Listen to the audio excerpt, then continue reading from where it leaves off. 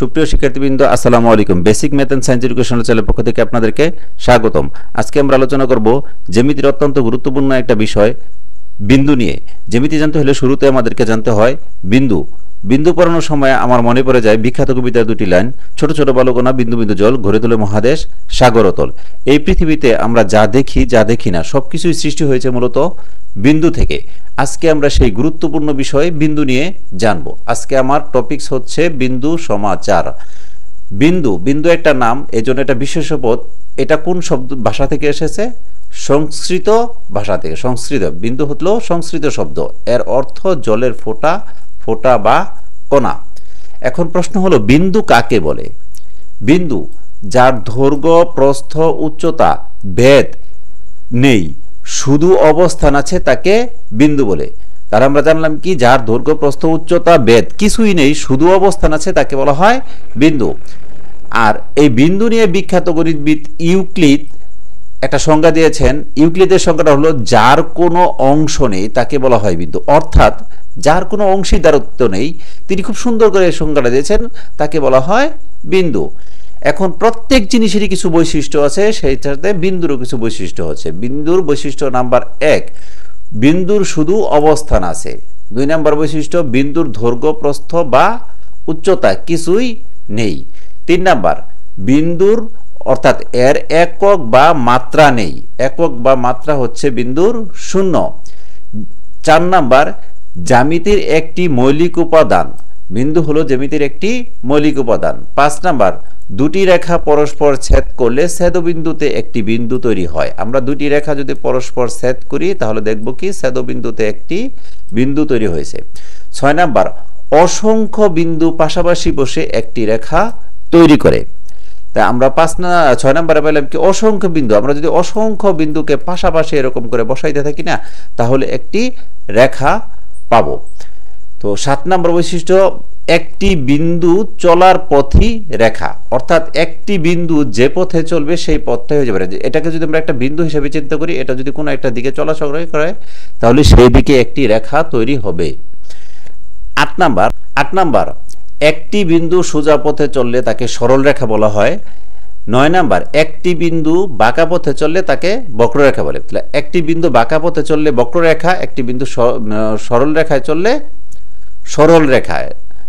Number 10, একটি রেখাকে ছোট করতে থাকলে বিন্দুতে পরিণত হয়। আমরা যদি একটি রেখা বড় করলে তো বড়ই হবে, যদি এটাকে আমরা ছোট করতে থাকি তাহলে একটা সময় একটা বিন্দুতে পরিণত হবে। রেখাটাকে যদি আমরা এই দিক থেকে ছোট করতে থাকি তাহলে এরকম একটা বিন্দুতে পরিণত হবে। আশা করি বুঝতে পারছেন। তো 11 নম্বর, দ্বিমাত্রিক জ্যামিতি বা সমতল জ্যামিতি। দ্বিমাত্রিক জ্যামিতির একটা নাম হচ্ছে সমতল জ্যামিতি এবং ত্রিমাত্রিক জ্যামিতি ভাগ ঘন জ্যামিতি। ত্রিমাত্রিক জ্যামিতির আরেকটা নাম হচ্ছে ঘন জ্যামিতি। বিন্দুর অবস্থান লক্ষণীয়।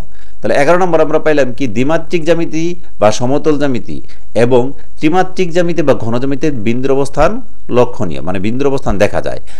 12 নম্বর, দ্বিমাত্রিক জ্যামিতিতে বিন্দুর স্থানাঙ্ক xy দ্বারা প্রকাশ করা হয়, যেহেতু দুইটা মাত্রা এই জন্য দুইটা xy দ্বারা প্রকাশ করা হয়। আর ত্রিমাত্রিক জ্যামিতিতে বিন্দুর স্থানাঙ্ককে xyz দ্বারা প্রকাশ করা হয়। 13 নম্বর, তো 14 নম্বর, অসংখ্য বিন্দু চারপাশে বসে তল গঠন করে। আমরা একটা বিন্দু দেখলাম, এরকম যদি অসংখ্য বিন্দু এই একটা বিন্দুর চারপাশে বসাই দিই তাহলে তল গঠিত হবে। যে আমরা সমতল, ঢালু তল, এরকম যে আমরা বিভিন্ন ধরনের তল দেখতে পাই, বক্রতল, বিভিন্ন ধরনের তল দেখতে পাই, এই তলগুলো তৈরি হয় কিন্তু অসংখ্য বিন্দু একটা বিন্দুর চারপাশে বসে। তো এখন আমরা পড়ব বিন্দুর প্রকারভেদ। সমরেখ বিন্দু, দুই বা ততোধিক বিন্দু একই সরল রেখায় অবস্থান করলে তাকে সমরেখ বিন্দু বলা হয়। আমি নিচে একটা রেখা আঁকছি, এই রেখার উপরে কিন্তু 4টা বিন্দু আছে, এ বি সি ডি। তাহলে এইখানে 2-এর অধিক বিন্দু কিন্তু একটা সরল রেখার উপরে অবস্থিত, এই জন্য এটাকে সমরেখ বিন্দু বলছে। 2টা বিন্দু যদি উপস্থিত থাকে তাহলে তাকে কিন্তু সমরেখ বিন্দু বলা হয়। তাহলে চিত্রে এ বি সি ডি একটি সমরেখ বিন্দু। পরে অসমরেখ বিন্দু। তো সমরেখার বিপরীত শব্দ হচ্ছে অসমরেখ। তাহলে মানে একই সরল রেখার উপর যদি বিন্দুগুলো অবস্থিত না হয় তাহলে তাকে অসমরেখ বিন্দু বলা হয়। সংখ্যাটা কি দাঁড়াইতেছে, যখন বিন্দুগুলো একই সরল রেখার উপর অবস্থান না করে তাকে অসমরেখ বিন্দু বলা হয়। চিত্রে A B P Q M N ও অসমরেখ বিন্দু। আশা করি বুঝতে পারছেন। আর হচ্ছে সমতলীয় বিন্দু, এটা 3 নাম্বার। সমতলীয় বিন্দু 4 বা তার বেশি, 4 বা তার বেশি বিন্দু একই সমতলে অবস্থান করলে তাকে সমতলীয় বিন্দু বলা হয়। তাহলে এই যে এরকম একই সমতলে যদি 4 বা তার বেশি বিন্দু অবস্থান করে তাকে সমতলীয় বিন্দু বলা হয়। চিত্রে ABCD একটি সমতলীয় বিন্দু। আর অসমতলীয় বিন্দু 4 বা তার বেশি বিন্দু একই সমতলে অবস্থান না করলে তাকে বলা হয় অসমতলীয় বিন্দু। চিত্রে ABCD, এবি একটা তলে অবস্থিত, সিডি আর একটা তলে অবস্থিত, ই আর একটা তলে অবস্থিত। এখানে 4 বা তার বেশি বিন্দু একই সমতলে অবস্থান করতেছে না, বিদায় ABCDE অসমতলীয় বিন্দু। এরকম বিন্দু আমরা দেখতে পাই সাধারণত লুডুর ছক্কার ক্ষেত্রে। এই জন্য এখানে লুডুর ছক্কার বিন্দুগুলোকে বলা হয় অসমতলীয় বিন্দু। আশা করি বুঝতে পারছেন। তো সমবিন্দু, সমবিন্দু 2 বা ততোধিক সরল রেখা। তাহলে সমবিন্দুর সংখ্যাটা কি দাঁড়াইতেছে? 2 বা ততোধিক সরল রেখা একটি বিন্দুতে মিলিত হলে সেই মিলন বিন্দুকে সমবিন্দু বা সাধারণ বিন্দু বলে। তো এইখানে 2 বা ততোধিক রেখা দেখা গেছে একটা বিন্দুতে ছেদ করছে, 3টা রেখা একটা বিন্দুতে ছেদ করছে। এই ছেদ বিন্দুটাকে আমরা যদি পি মনে করি তাহলে পি হচ্ছে সমবিন্দু। তো সমবিন্দুতে মিলিত সরল রেখা সমবিন্দু রেখা বলা হয়। সমবিন্দুতে মিলিত সরল রেখাকে সমবিন্দু রেখা বলা হয়। সমবিন্দুতে মিলিত হয়েছে না যে এই রেখাগুলো, এই প্রত্যেকটা রেখাকে বলা হয় সমবিন্দু সরল রেখা। এরপর 6 নাম্বার, যে প্রান্তবিন্দু। প্রান্তবিন্দু মানে হলো কোন বস্তুর শেষ বিন্দু বা শেষ সীমান্ত। প্রান্তবিন্দু মানে হলো কোন বস্তুর শেষ বিন্দু বা শেষ সীমান্ত। যেমন এভারেস্টের সর্বোচ্চ বিন্দু হলো এভারেস্টের প্রান্তবিন্দু, মানে সর্বোচ্চ চূড়ার বিন্দু। তো এটার যে কোনো রাস্তার সর্বোচ্চ দূরত্ব হলো প্রান্তবিন্দু। অর্থাৎ এইখানে এ এবং বি এই দুইটা প্রান্তবিন্দু। আমরা যদি বি থেকে চিন্তা করি তাহলে এ প্রান্তবিন্দু, আবার এ থেকে চিন্তা করলে বি প্রান্তবিন্দু। তাহলে এ বি এই দুইটাই হচ্ছে এখানে প্রান্তবিন্দু। 7 নম্বর অন্তস্থ বিন্দু। প্রান্তবিন্দু ছাড়া রেখাংশের যে কোনো বিন্দুকে ওই রেখাংশের অন্তস্থ বিন্দু বলা হয়। অর্থাৎ নিচে আমরা একটা রেখা দেখতেছি এ সি ডি বি।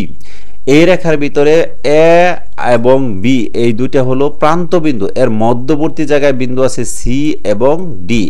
এই সিডি হচ্ছে অন্তস্থ বিন্দু। এখন প্রশ্ন হলো শুধু সিডি কি অন্তস্থ বিন্দু থাকতে পারবে? এরকম না। তো এ বি এর মধ্যবর্তী যে কয়টা বিন্দু থাকতে পারে, এখানে কিন্তু অসংখ্য বিন্দু থাকতে পারে। এই প্রত্যেকটা বিন্দুই কিন্তু অন্তস্থ বিন্দু। তো আশা করি বুঝতে পারছো বহিঃস্থ বিন্দু কোনগুলা। তো বহিঃস্থ বিন্দু হচ্ছে যে কোনো রেখাংশের বা ক্ষেত্রের বাহিরের কোনো বিন্দুকে বলা হয় বহিঃস্থ বিন্দু। যেমন এবি একটি রেখা, এই রেখার সাথে এই যে পি এর এখানে একটা বিন্দু আছে, পি বিন্দু এখানে আছে বিন্দু আছে, এই বিন্দুটা কিন্তু এবি রেখার বাহিরে অবস্থিত। অর্থাৎ এবি রেখার বহিঃস্থ বিন্দুটা হচ্ছে পি বিন্দু। তো আদি বিন্দু 9 নম্বর হলো আদি বিন্দু। কোন রেখা বা ক্ষেত্রের শুরুর বিন্দুকে বলা হয় আদি বিন্দু। আমরা যখন একটা রেখা বা ত্রিভুজ ক্ষেত্র, চতুর্ভুজ ক্ষেত্র এরকম কোনো কিছু আঁকবো, তখন শুরুতে যেখান থেকে আমরা শুরু করব একদম স্টার্টিং বিন্দুটা হবে আমাদের আদি বিন্দু। যদি আমরা একটা ত্রিভুজ আঁকি তাহলে এই যে এইখান থেকে আমি টানটা দিচ্ছি, তাহলে এটা হচ্ছে আদি বিন্দু। যদি একটা চতুর্ভুজ আঁকি তাহলে এইখান থেকে এটা হবে আদি বিন্দু। কারণ আমরা এটা যদি চতুর্ভুজ চিন্তা করি তাহলে আমরা এইখান থেকে স্টার্টিং শুরু করছিলাম, তাহলে এখানে হবে আদি বিন্দু। যদি আমরা এটা ত্রিভুজ চিন্তা করি তাহলে প্রথমে আমরা এখান থেকে শুরু করছি, তাহলে এটা হবে আদি বিন্দু। আশা করি সবাই বুঝতে পারছেন। যদি ভিডিওটি দেখে সামান্য উপকৃত হন তাহলে লাইক, কমেন্টস এবং শেয়ার করতে ভুলবেন না। যদি এরকম ভিডিও সবার আগে পেতে চান তাহলে অবশ্যই চ্যানেলটি সাবস্ক্রাইব করে রাখুন। ভিডিওটি দেখার জন্য সবাইকে ধন্যবাদ।